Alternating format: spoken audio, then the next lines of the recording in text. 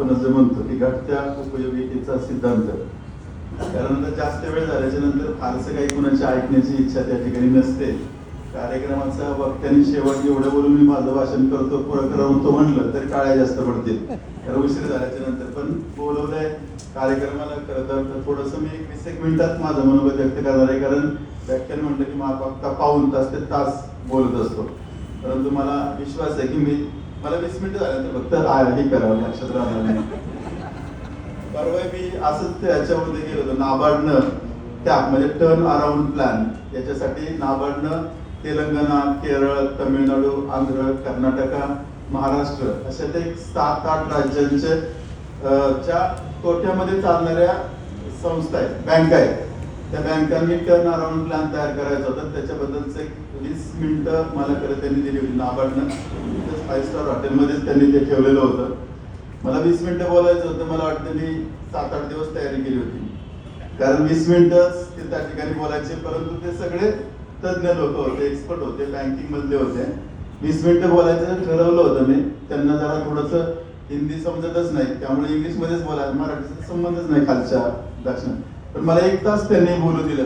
माझ्या लक्षात नाही राहिलं, त्यांनी मला थांबवलं नाही.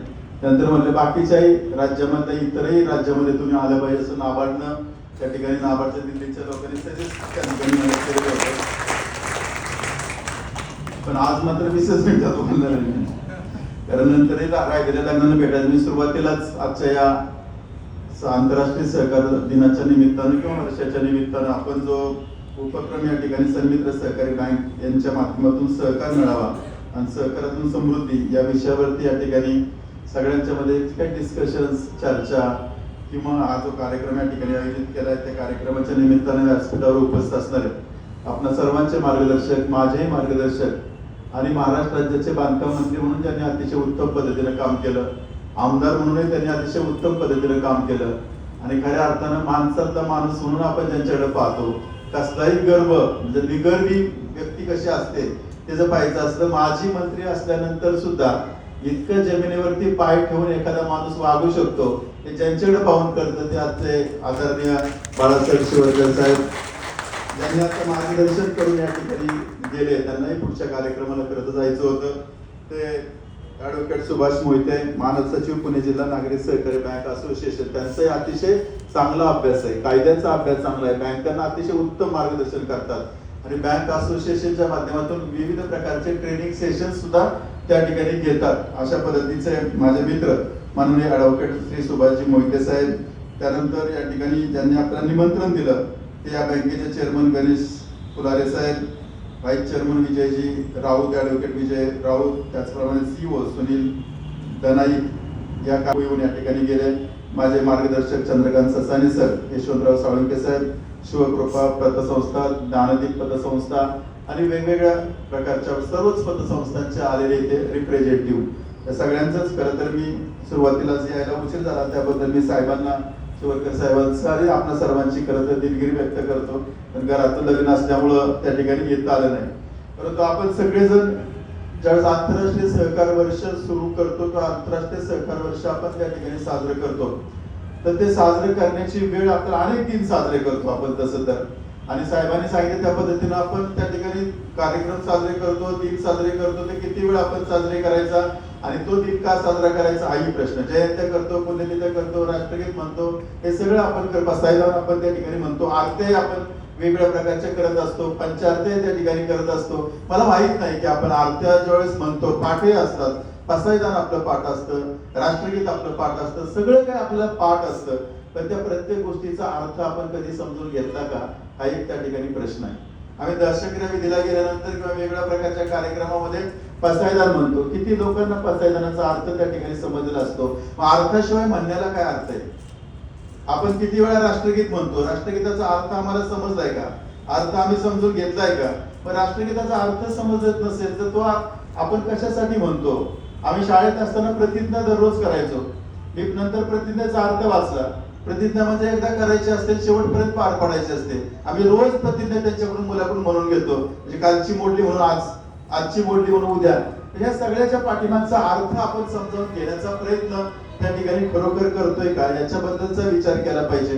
तद्वतच एक फॉर्मॅलिटी म्हणून ज्यावेळेस आपण कार्यक्रम घेतो त्यावेळेस कार्यक्रमाचा नेमका रिझल्ट काय, कार्यक्रमाला येत असताना आपल्या डोक्यामध्ये असे विचार आणि कार्यक्रमातून परत रिटर्न जात असताना आपल्या अगोदरच्या विचारामध्ये काही पॉझिटिव्ह अशा प्रकारच्या विचारांची भर पडली का, आणि ती जर भर म्हणजे गेल्या वेळेचा बॅलन्स शीट आपण तयार केला आणि त्याच्यामध्ये जर काही नवीन झालंच नसेल प्रगती, तर मग गेल्या वर्षभरामध्ये आपण काय केलं हाही त्याच्यामध्ये प्रश्न पडतो. त्यामुळे कोणताही सभा असेल, कोणताही लेक्चर असेल, कोणतेही डिस्कशन असेल, गप्पा असेल, चर्चा असेल, प्रवास असेल, वाचन असेल, चिंतन असेल, मनन असेल, टीका असेल, या सगळ्यामध्ये जर विचार केला तर अगोदरचा आपण आणि आत्ताचे आपण याच्यामध्ये गॅप काय, याच्यामध्ये डेव्हलपमेंट काय, याच्यामध्ये बदल काय, याच्यात काय पॉझिटिव्ह गोष्टी घडल्यात का, याचा आपल्याला नक्कीच विचार त्या ठिकाणी करावा लागेल. म्हणून सहकार हे एक जीवन आहे, सहकार हे एक आत्मा आहे, सहकार म्हणजे लोकशाही आहे. मला असं वाटतं इथं बसणाऱ्या प्रत्येक गोष्टीच्या प्रत्येक व्यक्तीच्या आयुष्यामध्ये सहकारी गोष्ट नसती तर आपण कोणीच नसतो. म्हणजे मी बऱ्याचदा म्हणतो की आता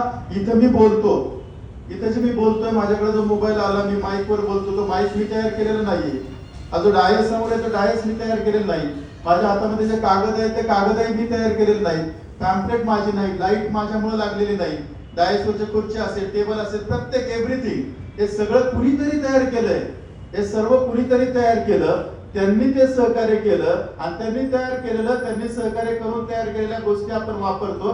सहकार्य इथूनच सुरुवात होते, लहानपणापासून इथपर्यंत आपण येतो. प्रत्येक गोष्ट माईक म्हटलं ना तर माईक तयार करण्यासाठी लोखंडापासून इलेक्ट्रॉनिक सगळं नॉलेज पासून प्रत्येक गोष्ट कोणी कोणी केली. एक मोबाईल घेतला तर मोबाईल मध्ये असणारा प्रत्येक पार्ट, हा पार्ट तयार करणारी व्यक्ती वेगळी आहे, तयार करणारी व्यक्ती वेगळी, आर्किटेक्ट करणारी व्यक्ती वेगळी, त्याचा रिसर्च करणारी व्यक्ती वेगळी, बरोबर ना, वापरणारी व्यक्ती वेगळी, विकणारी व्यक्ती. प्रत्येक गोष्टीमध्ये सहकार आहे, एकामुळे ते घडत नाही, अनेकांचा हात लागतो आणि मग तशा प्रकारच्या गोष्टी घडत असतात असं आपल्या सगळ्यांना त्या ठिकाणी माहिती आहे.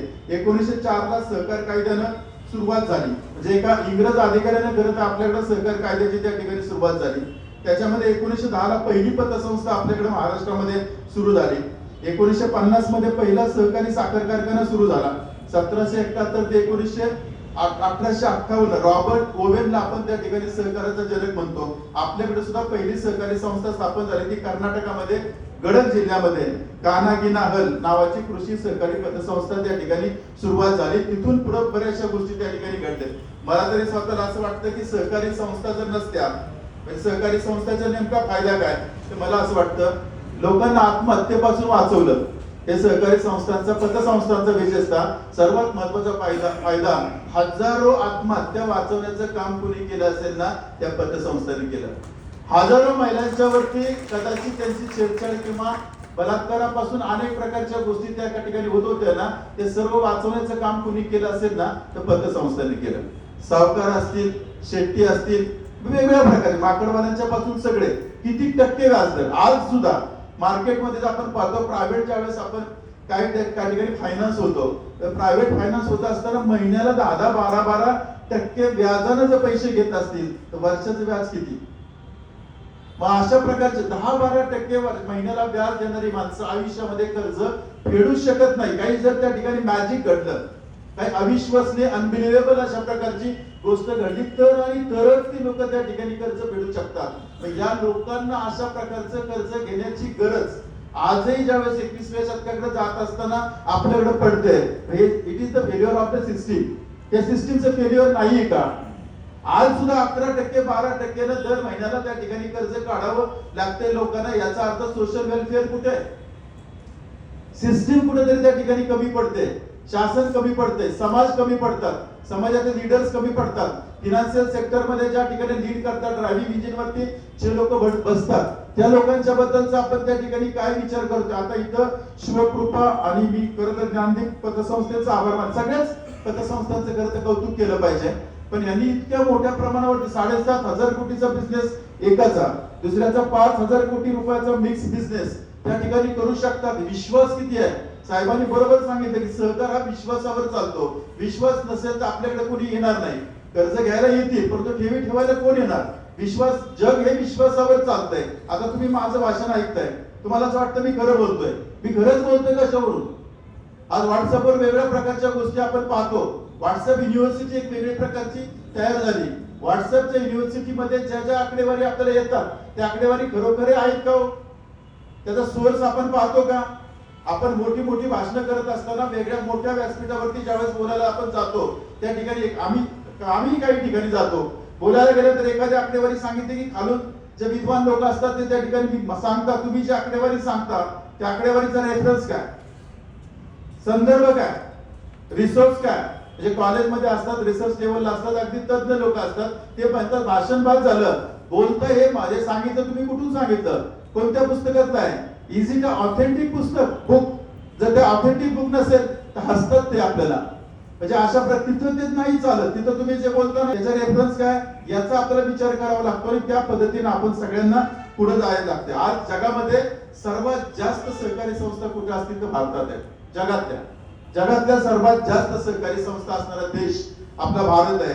आज भारतामध्ये 6,21,000 सहकारी संस्था आहेत. पतसंस्था नाही, सहकारी संस्था आहेत. 2025 ची आकडेवारी आहे. त्या आकडेवारीनुसार एवढ्या सहकारी संस्था आपल्याकडे आहेत. जवळपास 29 कोटी सदस्य सहकारी चळवळीशी रिलेटेड आहेत, मेंबर्स आहेत. 29 कोटी लोक या सहकारी चळवळीचे मेंबर आहेत. आपली लोकसंख्या 140 कोटी प्लस. म्हणजे जवळजवळ आपण जर त्याचा जर विचार केला तर 1.55 दर 5 माणसाच्या पाठीमागं किंवा 4.5 माणसाच्या पाठीमागे एक माणूस हा सहकारी चळवळीशी जोडलेला आहे. मग ही सहकारी चळवळ जितक्या वेगानं, जितक्या कार्यक्षमपणे, जितक्या शिस्तबद्ध पद्धतीनं त्या ठिकाणी पुढे जाईल तेवढं या भारत देशाचं त्या ठिकाणी जीडीपी आपलं त्या ठिकाणी वाढेल. आज आपण सगळे जर सर्वांनाच आपल्याला माहिती आहे की आज ज्यावेळेस जीडीपीचा विचार केला, when we are talking about the GDP of the America, तर अमेरिकेचा जीडीपी किती आहे? 30.51 ट्रिलियन डॉलरची इकॉनॉमी, साईज ऑफ इकॉनॉमी अमेरिकेची आहे. त्याच्यामध्ये जवळजवळ 19.23 ट्रिलियन डॉलरची इकॉनॉमी ही चायनाची आहे. 4.74 ट्रिलियन डॉलरची इकॉनॉमी त्या ठिकाणी जर्मनीची आहे आणि 4.19 ट्रिलियन डॉलरची 4.19 ट्रिलियन डॉलरची इकॉनॉमी आपली आणि जपानची आहे. थोडंसं पाठीमागं पुढे त्या ठिकाणी चाललंय. पण जर 29 कोटी लोक ज्या सहकारी चळवळीशी रिलेटेड आहेत आणि ज्या पतसंस्था असतील, बँका असतील, प्रत्येक सहकारी संस्था असेल, त्यांची जर स्ट्रेंथ वाढवली, क्वालिटी वाढवली, डिसिप्लिन आणलं, प्लॅनिंग आणलं, डेव्हलपमेंट आणलं, विचार आणलं आणि त्याचा वेगवेगळ्या पद्धतीने सतत डेव्हलप करायचा प्रयत्न आपण केला तर मला असं वाटतं आपण जीडीपीचा कासा वाढलं पाहिजे. आता मी जस्ट पाहत होतो 23% का 25% कासा आपलं का वाढतं? जिथं विश्वास असतो तिथं कासा वाढतं. हे कासा डिपॉझिट वाढलं की तुमचं त्या ठिकाणी काय बॉरोइंग रेट त्या ठिकाणी कमी येतो. बॉरोइंग रेट त्या ठिकाणी कमी आला की कमी व्याजदराने कर्ज देता येतं. कमी व्याजदराने कर्ज दिलं की चांगले कर्जदार तुमच्याकडे येतात. आता मॅडमनी चांगला या ठिकाणी उल्लेख केला की आमच्याकडे त्या ठिकाणी एनपीए का वाढतो, कर्ज त्या ठिकाणी का करतं, याच्याबद्दल नंतर आपण कर्ज दिल्याच्या नंतर कशा प्रकारे वसुली केली पाहिजे याच्याबद्दलचे उत्तम प्रकारे प्रयत्न आपण करतो, बरोबर ना? कारण जप्तीपर्यंत आपण सगळे जातो. मुळात सुरुवात का होती? कर्ज देतानाच तुम्ही चुकला. सगळ्यात जास्त कष्ट कुठे घेतले पाहिजेत? चांगला कर्जदार शोधणं. एकदा का कर्जदार चांगला शोधला या पुढच्या गोष्टीसाठी खर्च करायची गरज नाही ना. त्यामुळे कर्जदार चांगला शोधला पाहिजे, तिथून सुरुवात केली पाहिजे. म्हणजे प्रत्येक, मला असं वाटतं की त्याला क्वालिटी सर्कल्स म्हणतात. म्हणजे क्वालिटी सर्कल प्रत्येक तुमचं कर्ज डिपार्टमेंट असेल, ठेवी डिपार्टमेंट असेल, वसुली डिपार्टमेंट असेल, तुमचं अकाउंटिंग डिपार्टमेंट असेल, each and every department of the institution तुम्ही एक क्वालिटी 4-5 लोकांचं एक क्वालिटी सर्कल तयार करायचं. सर्कल म्हणजे आपण एक गट तयार करायचा आणि त्यांना सतत दर आठवड्यात थिंकिंग करायचं, माझ्या गटामध्ये मी माझ्या डिपार्टमेंटला मी काय डेव्हलप केलं पाहिजे, लिहून काढा. सोपं नाही. तुम्ही तुमच्या यांना सांगा. तुम्ही आता मी सहज सांगितलं की विजन 2030 2030 ला माझी पतसंस्था, माझी बँक, माझी सहकारी संस्था कुठं असेल हे तुम्ही सगळे कर्मचारी, अधिकारी बसा, चर्चा करायला सुरुवात करा. तुमच्या लक्षात येईल चर्चा करताना लिहायला एवढं सोपं नाही. तिथंच तुमच्या सगळ्या प्रकारच्या तुमच्या प्रगतीची सुरुवात तिथं होणार आहे. कागद पेन, भाषण नाही, कागद पेन आणि ते लिहायला सुरुवात करायची. माझी बँक कुठे न्यायची आणि मग बँक कुठे न्यायची म्हटले माझ्या आता ठेवी 300 कोटी आहेत. 2030 ला माझ्या ठेवी त्या ठिकाणी 1000 कोटी झाल्या पाहिजेत. मग पुढचा प्रश्न येतो, 1000 कोटी कसं करणार, कुठून मिळवणार, मार्केटमध्ये ठेवीदार कोणते आहेत, मग ते ठेवीदार आणायचे तर काय करावं लागेल? व्याजदर कमी असावं लागेल, विश्वास मिळावा लागेल, मार्केटिंग करावं लागेल, ऍडव्हर्टिजमेंट करावं लागेल, त्यांच्या लोकांपर्यंत जावं लागेल. बघा, प्रत्येक गोष्ट तुम्ही सुरुवात केली ना, मग तुमच्याकडे पुढचा प्रश्न वाढत जातो आणि पुढचा प्रश्न वाढत गेला, त्याची उत्तरं शोधत गेली की तुमचं व्हिजन डॉक्युमेंट तयार होतं. व्हिजन डॉक्युमेंट असं तयार होत नाही. आणि व्हिजन डॉक्युमेंट रेडीमेड सुद्धा घेऊ नका, तुम्हीच तयार. आपलेच अधिकारी हुशार असतात, अतिशय हुशार अधिकारी आपल्याकडे असतात. फक्त त्यांना असं वाटलं पाहिजे, आपल्याला विचारतात.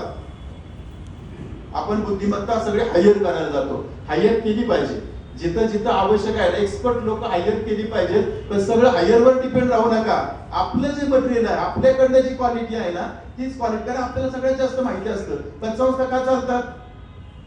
नॅशनलाइज बँका, मल्टीनॅशनल बँका किंवा मोठ्या बँका, त्यांचे डिरेक्टली संबंध आहेत कस्टमरशी. तुम्ही ज्यावेळेस ठेवी ठेवायला कर्ज किंवा काही तुम्ही त्या ठिकाणी कलेक्शन गोळा करायला जाता, सगळे डायरेक्टर त्यांच्या ओळखीचे आहेत. चेअरमन ओळखीचा आहे, व्हाईस चेअरमन ओळखीचा आहे. तो म्हणतो काय अडचण आली संस्थेत, डायरेक्ट चेअरमनला फोन करेल, व्हाईस चेअरमनला फोन करेल, ICICI मध्ये कुणाला फोन कराल, HDFC मध्ये कुणाला फोन कराल, स्टेट बँकेमध्ये कुणाला फोन कराल. इथं मात्र चेअरमन ओळखीचा, व्हाईस चेअरमन ओळखीचा, अधिकारी ओळखीचा, कर्मचारी ओळखीचा, प्रत्येक जण ओळखीचे आहे. त्यामुळे विश्वास बसतो. लोक आपल्याकडे कर्ज पैसे ठेवतात आणि कर्ज घेतात आणि मग आपला बँकेचा बिझनेस वाढत जातो. पण धोका पुढे असतो. तो जर चेअरमन चांगला असला तर फायदाच फायदा. पण त्याच्याबद्दल जर वेगळं काय माहिती असेल डायरेक्टरबद्दल, तोटाच तोटा. मग ते म्हणतात माहितीच आहे ना, भानगडीत पडू नका, जाऊ नका, विस्तवाची परीक्षा घेऊ नका. मग विश्वास मिळवला पाहिजे. म्हणजे जे आपले डायरेक्टर बोर्ड असेल, चेअरमन असेल, व्हाईस चेअरमन असेल, सीईओ असतील, अधिकारी असतील, कर्मचारी असतील, यांचं मार्केटमध्ये त्यांना किंमत पाहिजे, गुडविल पाहिजे. आपल्याकडे बॅलन्स शीट मध्ये असतो ना एखादं गुडविल दिसतं का? गुडविल असतं. गुडविल जसं आता आपण जाहिरात करायला गेलो, आपल्याला कोणी आपल्याकडनं जाहिरातही करून घेणार नाही कुठल्या मालाची. पण तोच विराट कोहली गेला, रोहित शर्मा गेला, आणखी कोणी गेला, तर त्याला म्हणतात तुला किती 5 सेकंदाची जाहिरात कर, तुला 5 कोटी देतो. आपण म्हणतो मीच पैसे देतो, माझ्याकडे जाहिरात करून घेते. मला नको. हे गुडविल आहे, ते दिसत नाही. हे गुडविल हळूहळू तयार होतं, एका दिवसामध्ये तयार होत नाही. त्याला वेळ जातो, वर्ष जातात. पण एकदा एक सिस्टीम ठरते आणि तुमची ओळख ठरली की त्याच्यामधून बऱ्याचशा गोष्टी त्या ठिकाणी होतात. म्हणून सहकार हा जीवनाचा त्या ठिकाणी पाया आहे आणि सहकार क्षेत्र त्याच्यातून पुढे जात असतं. जगामध्ये ज्या टॉपच्या संस्था आहेत त्या ठिकाणी 5 देश जगामध्ये सर्वात जास्त सहकारी संस्था असणारे देश आहेत. त्याच्यामध्ये 1 नंबरला भारत आहे, 2 नंबरला फ्रान्स आहे. आणि फ्रान्समध्ये जे सहकार क्षेत्र आहे त्याच्यामध्ये जास्तीत जास्त बँकिंग क्षेत्रामध्ये त्यांच्या सहकारी संस्था जास्त आहेत. आपल्याकडे कसं शुगर फॅक्टरी वगैरे, दूध डेअरी, अशा अनेक सीओज वगैरे. त्यांनी जर एवढा विश्वास मिळवला ना, तुम्हाला इनपुट देतात तुमचीच लोक. असं चाललंय, तसं चाललंय, असा धोका होण्याची शक्यता आहे. त्याच्यावर जरा लक्ष ठेवा. आपल्याला काही सांगायची गरज नाही. त्या माणसांना असं वाटलं पाहिजे या माणसाशी मी कधी रात्री सुद्धा फोन करू शकतो, विश्वासाने बोलू शकतो. आपापल्या डिपार्टमेंटमध्ये पुढच्या 5 वर्षामध्ये काय बदल करायचे आणि आपल्या डिपार्टमेंट मध्ये कोणत्या चुकीच्या गोष्टी त्या ठिकाणी चालल्यात, आणखी काय त्याच्यामध्ये बदल करावा असं तुम्हाला वाटतंय, तुम्ही त्या ठिकाणी विचार करा. आणि पुढच्या शनिवारी येताना या, मी स्वतः मीटिंगला येतो आणि सगळे हेड ऑफ डिपार्टमेंट्स आणि त्यांचे कलिग्सला बोलवलेलं. तर मग त्यांना हेही सांगितलं की आता मी तिथं हजर असणार आहे, मग आपण सगळे जण बोलणार आहे. तुम्ही कदाचित 7 दिवस विचार केला, तुमच्या लक्षात आले की आपल्याला काहीच आठवलं नाही, की मला एवढं तरी उठून सांगा. त्या ठिकाणी 7 दिवस विचार केला, परंतु आपल्या बँकेसाठी काय चांगल्या गोष्टी कराव्यात हे अजून डोक्यात आलेलं नाही. एवढं जरी सांगितलं ना तरी मला वाटतं 7 दिवस विचार केलाय, नकोसा उत्सुकता. एकही मुद्दा आला नाही तरी चालेल, विचार करा. आणि तुम्ही इथं आल्यानंतर म्हटलं ना विचार केला पण काय आठवलंच नाही, काही सुचलंच नाही, तरी मला आनंद वाटेल तुम्ही खरं बोलला. म्हणजे हे करता आम्ही असं करत करत सुरुवातीला काहीच नाही आलं, नंतर एवढं मटेरियल आलं आणि जे विजन तयार केलं त्याच्यातून आपण त्या ठिकाणी पुढे जाता आलं. तर असू द्या, रिक्रुटमेंट असेल, हायरिंग असेल, ट्रेनिंग असेल, डेव्हलपमेंट असेल, एम्प्लॉई रिलेशन्स असतील, या सगळ्या प्रकारच्या मेंटेन कंपनी कल्चर किंवा कॉर्पोरेट कल्चर, हे जे मेंटेन कॉर्पोरेट कल्चर आलंच पाहिजे सहकारामध्ये. मी तुम्हाला विश्वास, आपल्या काही स्ट्रेंथ आहेत सहकाराच्या, सहकार म्हणून आपल्या काही शक्तिस्थान आहेत आणि सहकार म्हणून आपले काही विकनेसेस आहेत आणि ते विकनेसेस आपण दूर केले पाहिजेत. कॉर्पोरेट मध्ये इमिजिएट ताबडतोब निर्णय त्या ठिकाणी होतात. आणि कुणीतरी इथं उल्लेख केला, मला वाटतं मोहिते साहेबांनीच उल्लेख केला, राजकारणी लोकांच्या मुळे कधी कधी संस्था त्या ठिकाणी रसातळाला जातात आणि ते खरं आहे. म्हणजे दुर्दैवाने ते खरं आहे, खरं असू नये. खरं त्यांचा जो करिश्मा आहे, त्यांचं जे ग्लॅमर आहे त्यांचं जे अनेक लोकांच्या पर्यंत असणारी त्यांची रीच आहे, त्याचं जे फार मोठं लोकांचं सर्कल आहे, त्याचा संस्थेला फायदा झाला पाहिजे तसा. पण दुर्दैवाने काय होतं की त्या लोकांना जपण्याच्या नादात संस्थेकडे दुर्लक्ष होतं आणि संस्थेचं आरोग्य त्या ठिकाणी ढासळतं. अशा प्रकारच्या गोष्टी त्या ठिकाणी आहेत. रिक्रुटमेंट असेल, सिलेक्शन असेल, ह्युमन रिसोर्स प्लॅनिंग असेल, ज्याला जे आवडतं ना ते डिपार्टमेंट त्याला आपण दिलं पाहिजे. जाऊ द्या, बोलता बोलता बरंचसं बोलणं होईल. माझा वेळ त्या ठिकाणी झालेला आहे. मलाही वेगळ्या कार्यक्रमाला त्या ठिकाणी जायचंय. पण मी तुम्हाला एवढंच सांगतो, सहकार आपला आत्मा आहे. आपण सहकारामध्ये काम करतो, ही अतिशय चांगल्या प्रकारची संधी आहे. काही लोकांना अजूनही त्या ठिकाणी सहकार क्षेत्रामध्ये काम करायला आल्यानंतर वाटतं नाही मी कॉर्पोरेट मध्ये जायला पाहिजे, मी इकडे जायला पाहिजे, तिकडे जायला पाहिजे. त्याचा काही विचार करायची गरज नाही. म्हणजे खरं तर वस्तुस्थितीत स्वीकारली पाहिजे. मला स्वतःला असं वाटतं की एकदा काही लोक अजून म्हणतात नाही मी डॉक्टर झालो, मी प्राध्यापक झालो, मी सीओ झालो, पण खरं तर ना मी IAS व्हायला पाहिजे होतो, मी कलेक्टर व्हायला पाहिजे, माझी क्षमता कलेक्टर होण्याची. आता नाही झालं ना, जे झालंय ते चांगलं म्हण ना, कशाला वाईट. हे सोडून द्या. आपल्या तुमच्या माझ्या प्रत्येकाच्या आयुष्यामध्ये भूतकाळामध्ये जे घडलंय ना ते आपण बदलू शकत नाही. भूतकाळ बदलू शकतो का? भविष्य बदलू शकतो, भूतकाळ बदलू शकतो. मुलीच्या जन्माला आले ना एवढं काम करून दाखवा, मुलांनी वरती मान करून बघितलं पाहिजे. घडते, भूतकाळात घडलेली घटना आहे ना. 10वीला मला कमी मार्क्स पडले, 12वीला कमी पडले, जाऊ दे ना. जे घडलं आता पुढे काय करायचं याचा विचार करा. आपला बराचसा मेंदू जो खर्च होतो ना, असं व्हायला नको होतं, झालं. परमेश्वराच्या आयुष्यात असंच होतं. त्यालाही वाटतं असं व्हायला नको होतं. असं जर आधी कळलं तर तसं होणारच नाही, हे कोणाला कळत नसतं. त्यामुळे एक गोष्ट करा, पाठीमागं आपल्या संस्थेच्या इतिहासामध्ये काय घडलं, चांगलं घडलं असलं तरी त्याचा जास्त विचार करत बसू नका. वाईट घडलं असलं तर त्याचाही विचार करा, दोन्हीचा विचार करा. पण वर्तमान काळामध्ये काम करून पुढे जायचा प्रयत्न आपण केला पाहिजे. कारण एक इंग्लिश मध्ये ओळ आहे पहा, yesterday is a cancel check, yesterday is a cancel check, tomorrow is a promissory note, tomorrow is a promissory note, today is ready cash sheet. काल काय घडलं नाही का, yesterday is a काल काय घडलं तो कॅन्सल झालेला चेक आहे, त्याचा काय उपयोग आहे.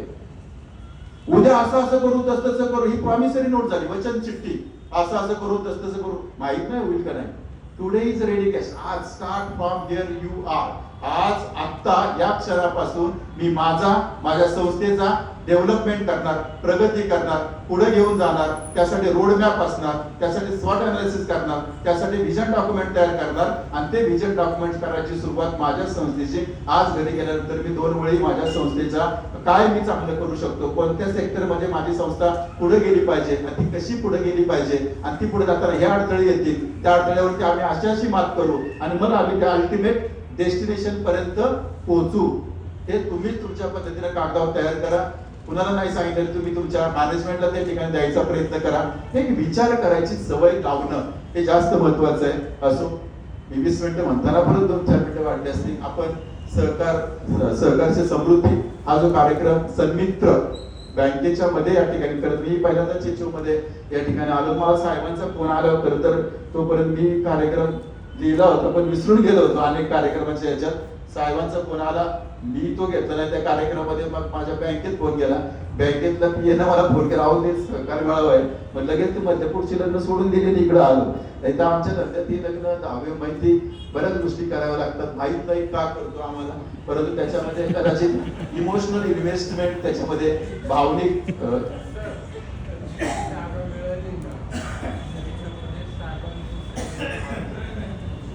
ठीक आहे. आता मग तेच गुडविल मी आता काय म्हणजे ही जी जागा मिळाली एचओ साठी सन्मित्र बँकेच्या, त्याच्यामध्ये शिवरकर साहेबांचा मोलाचा वाटा आहे. मी मगाशी दादांचं उदाहरण दिलं, आता हे शिवरकर साहेबांचं उदाहरण. हीच तर गुडविल असतं ना. एखादी संस्थेला अशी काही करिश्मॅटिक पर्सनॅलिटीज आपल्याला मिळाल्या ना, मोठी कामं चुटकीसरशी ती लोक करू शकतात. म्हणून ती लोक कॅप्चर करणं, त्यांना बळजबरीने डायरेक्टर करणं, नसेल तर त्यांना मार्गदर्शक म्हणून ठेवणं आणि त्यांना सतत आपल्याशी त्यांची अटॅचमेंट कशी राहील, त्यांचा सतत आपल्याशी संपर्क कसा राहील. आणि आपलं एक हिडन अजेंडा असला पाहिजे, छुपा अजेंडा. मोठी माणसं बोलवायची, त्यांना बुके द्यायचा, चहा पाजायचा, फोटो काढायचा, लगेच सोशल मीडियावर ते सोडून द्यायचा. लोकांना असं वाटलं पाहिजे ही सगळी मोठी मोठी म्हणजे विश्वासपूर्वक मोठी मोठी म्हणजे कसे ज्यांच्या समाजात विश्वास आहे असे सर्व लोक आहेत ते लगेच मार्केटिंग करायचं, पेपरला बातमी द्यायची, सोशल मीडियामध्ये ह्याच्यामध्ये देऊन टाकायची. लोकांना वाटणार एवढी एवढी मोठी माणसं सतत या बँकेमध्ये जातात, पतसंस्थेत जातात, त्यामुळे लोकांचा हळूहळू आपला विश्वास वाटतो. छोट्या छोट्या गोष्टी आहेत, त्या छोट्या छोट्या गोष्टींचा सुद्धा आपण आपल्या संस्थेसाठी वापर केला पाहिजे. एखादी गोष्ट घ्यायची, खरंच या सगळ्या गोष्टी मॅटर करतात असं मला वाटतं. म्हणून मायक्रो थिंकिंग केलं पाहिजे. जसं मॅक्रो इकॉनॉमिक्स असतं आणि मायक्रो इकॉनॉमिक्स असतं, तसं याच्यामध्ये एका बाजूला तुम्ही मायक्रो लेवलवर विचार करा आणि दुसऱ्या बाजूला मॅक्रो लेवलवर विचार करा. when we are talking about our discussion about the department, that time you are thinking the micro level, at the micro level. आणि ज्यावेळेस माझी संस्था असा विचार ज्यावेळेस येईल ना, त्यावेळेस तुमचं थिंकिंग लेवल कुठे जाते, मॅक्रो लेवलवर जाते. त्यामुळे ह्या दोन्ही गोष्टी सायमल्टेनियसली त्या दोन्ही गोष्टी त्या ठिकाणी चालू असतात. मला विश्वास आहे आपण त्या पद्धतीने करा. आता जर तुमच्याकडे अशा पर्सनॅलिटीज नसतील, म्हणजे फक्त राजकारणच नाही, राजकारण, समाजकारण, अर्थकारण, त्यानंतर कॉर्पोरेट सेक्टर असेल, व्यापारी असतील, व्यावसायिक असतील, खेळाडू असतील, ही लोक बोलवायची, काही द्यायचं नाही, त्यांना काहीच नको असतं. चहा पाजायचा, त्यांना रिस्पेक्ट द्यायचा, त्यांना किंमत द्यायची, त्यांना बुके द्यायचा, फोटो काढायचा, पाठवायचा. त्यांना मानणारी जी लोक असतात ना, त्यांचा सुद्धा तुमच्याकडे बघण्याचा दृष्टिकोन हा बदलतो. बरेचसे लोक तसे करतात, ते सुद्धा तुम्ही ती स्ट्रॅटेजी आहे, ते स्ट्रॅटेजी आहे, तर युअर असणं म्हणतो, प्युअर असणं असली पाहिजे. शेवटी बुद्धिबळाचा पट ज्यावेळेस असतो आणि त्यावेळेस प्रत्येक वेळेस ज्यावेळेस आपण चाली खेळतो ना, एक लक्षात घ्या, एकदा बुद्धिबळाची चाल दिली परत घेता येत नाही, परंतु पुढची चाल मात्र नीटपणानं करता येते. त्यामुळे हे लक्षात घ्यायचं, जर घडले ना ते नाही बदलता येत, पुढे काय घडवायचं याचा विचार केला पाहिजे. डोक्यात ठेवा, संस्थेमध्ये सुद्धा अनेक लोक जसे बुद्धिबळाच्या पटावरती वेगवेगळ्या प्रकारचे जे असतात ना, सोंगट्या, हत्ती असतो, घोडा असतो, उंट असतो, प्यादा असतो, वजीर असतो, राजा असतो. आपल्याही संस्थेत राजा असतो, वजीर असतो, घोडा असतो, तो अडीच घरच चालतो, काहींच्या साडेतीन घरं चालत असतं, तो भाग वेगळा आहे. उंट असतात प्रत्येक संस्थेत, ते तिरकेच चालतात. तुम्ही काय प्रयत्न, आपण म्हणायचं हा उंट तिरकाच चालणार, वाईट वाटून घ्यायचं नाही. उंट तिरका, घोड अडीच घर, हत्ती सरळ धडक, हे सगळे घडणार आहे. आयुष्यात जे असतं, संस्थेत जे असतं, अजिबात वाईट वाटून घ्यायचं नाही. हे सगळे प्यादे खेळत खेळतच स्पर्ट जिंकायचं असतो. ते जिंकताना हे सगळं असणार, याच्यात काही बदल होणार नाही. तुमच्या माझ्या प्रत्येकाच्या आयुष्यात, इवन परमेश्वराच्या सुद्धा आयुष्यात ही माणसं होती. त्यामुळे डोक्यात ठेवा, या असंच घडतं, त्याच्यात काही बदल करता येत नाही. जाताना आपलं एक ओळ सांगतो आणि मी थांबतो. म्हणजे मला आता ते मला ते पट्टा बुद्धिबळाचा पट आठवला म्हणून ते पुढचं उदाहरण सांगावंसं वाटतं. हे एखाद्या वेळेस म्हणजे जीवन कसं, म्हणजे जीवनाकडे गेलो तसं जीवन कसं असतं बा. एखाद्या वेळेस आपण चालायला निघावं, चालता चालता निबिड किरण अशा प्रकारच्या जंगलामध्ये आपला रस्ता चुकावा, रस्ता शोधून शोधून शोधून आपण थकून जावं, कंटाळून जावं, विश्रांतीसाठी आपण एखाद्या झाडाखाली बसावं, तेवढ्यात एखादा विंचू आपल्या दिशेने यावा. जेवण कसं असतं, एखादा विंचू आपल्या दिशेने यावा, त्या विंचवाला मारण्यासाठी आपण दगड उचलावा, तेवढ्यात त्या दगडाजवळ एखादा साप आपल्याकडे यावा, तर सापानं आपला पाठलाग करावा, सापाच्या भीतीने आपण पुढे पुढे पळावं, पळता पळता अचानक एखाद्या विहिरीत आपण पडावं, त्या विहिरीमध्ये नेमकी मगर असावी, त्या मगरीनं आपल्या दिशेने यावं, मगरीपासून जीव वाचवण्यासाठी तडपड तडपड तडपड आपण करावं, तेवढ्यात त्या विहिरीमध्ये वरून आलेली एखादी वेल आपल्या हाताला लागावी, त्या वेलीला धरून आपण वरती वरती जायचा प्रयत्न करावा आणि विहिरीच्या बाहेर पाऊल टाकणार, तेवढ्यात समोर वाघ दिसावा, त्या वाघाच्या भीतीनं वेलीचा हात निसटावा, पुन्हा आपण खाली पडावं, पडता पडता आपला हात एखाद्या मधमाशाच्या पोळ्यावरती पडावा, त्या मधमाशाच्या पोळ्यावरती पडल्यानंतर त्या मधमाशाच्या पोळ्याच्या मधमाशा उठाव्यात, त्यांनी कडाडून चावा घ्यावा, डंक घ्यावा आणि त्या सर्व वेदना सहन करत करत पुन्हा आपण मगरीची गाठ घेण्यासाठी खाली जावं आणि खाली जाता जाता नेमके त्या मधाच्या पोळ्यातले 2-3 मधाचे थेंब आपल्या तोंडात पडावे, त्या मधाच्या थेंबाचा आस्वाद घेत घेत पुन्हा मगरीची गाठ घेण्यासाठी त्या विहिरीत जावं. याला जीवन म्हणतात, याला आयुष्य म्हणतात. तुमच्या माझ्या आपल्या प्रत्येकाच्याच वाटेला ते येत असतं. लक्षात ठेवा, जीवन जगताना साप, विंचू, मधमाशाचे पोळे असणारच, पण त्याच वेळेस कधी कधी वेली हाताला लागतील, त्या तुम्हाला आधार देतील. कधी कधी मधाचे 2-3 थेंब तोंडात पडतील, ते बूस्टर म्हणून उपयोगी पडतील. ते सर्व म्हणजे जीवन आहे. असंच इस्त्री केल्यासारखं जीवन कुणालाच नसतं, हे मान्य करा. मग तुम्हाला तुमच्या जीवनातलं पाण्याचा तुमचा दृष्टिकोन बदलेल. माझं जीवन अडखळत असेल, खाचखळगे असतील, यश अपयश असेल, मान सन्मान असेल, अपमान असेल, या सगळ्या प्रकारच्या गोष्टी असणारच. जब घनघोर अंधार छा जाता है तो सुबह देना की सुबह नजदीक आहे. काळात खूप अंधार, अवशीची रात्र असते आयुष्यामध्ये. डोक्यात ठेवायचे, पुन्हा पाठ होणार असते, तांबडं फुटणार असतं, उजाडणार असतं, सूर्य माध्यान्हीला येणार असतो. त्यावेळेस एक पाय जमिनीवर ठेवा, माध्यान्हीचा सूर्य पुन्हा अस्ताला जाणार असतो दुसऱ्या दिवशी उगवण्यासाठी. हे व्यक्तीच्या आयुष्यात, हे संस्थेच्या आयुष्यात, हे समाजाच्या आयुष्यात घडणार असतं. याचाच विचार करून काल काय घडलं हा इतिहास झाला, आज काय घडतो तो वर्तमान आहे, आणि घडवायचे भविष्य. त्यासाठी आपण संस्था म्हणून, व्यक्ती म्हणून कामाला लागूया. ते आपण पेपरमध्ये कागदावरती ते आपण आणूया आणि त्या पद्धतीने कृती करायचा प्रयत्न करूया. If you plan to plan, you plan to plan. धन्यवाद.